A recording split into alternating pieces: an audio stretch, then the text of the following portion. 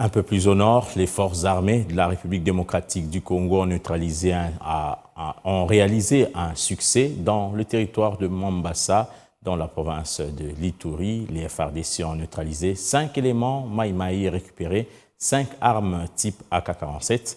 Ces hors-la-loi ont été appréhendés vers le village Big Bolo. Le gouverneur militaire de la province de l'Ituri appelle quant à lui la population à dénoncer ces renégades et demande la collaboration avec les forces de défense et de sécurité. Je vous propose de suivre le porte-parole des opérations dans la province de l'Ituri, le lieutenant Jules Ngongo.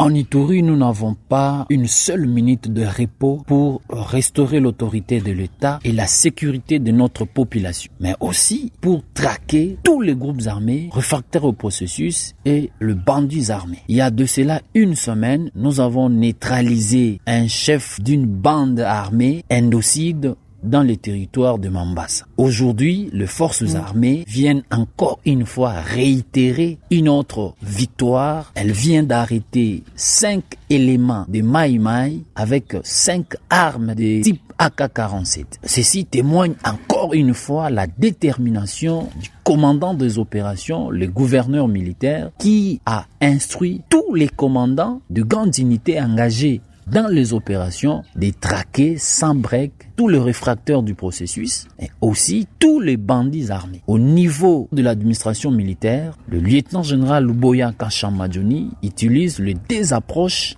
l'approche non militaire et l'approche militaire. Dans l'approche non militaire, il y a le résultat escompté où aujourd'hui nous observons une accalmie sur toute l'étendue de la province. Dans l'approche militaire, les forces armées traquent tout le hors-la-loi afin de le mettre hors d'état de nuire. Pour galvaniser encore une fois ce résultat sur terrain, le commandant des opérations et gouverneur militaire, lieutenant-général Luboya, appelle la population à collaborer avec son armée, sa police, mais aussi à dénoncer tous les cas suspects afin que la paix, tant recherchée il y a deux décennies, et que pendant cette période d'état de siège, nous puissions retrouver cette paix.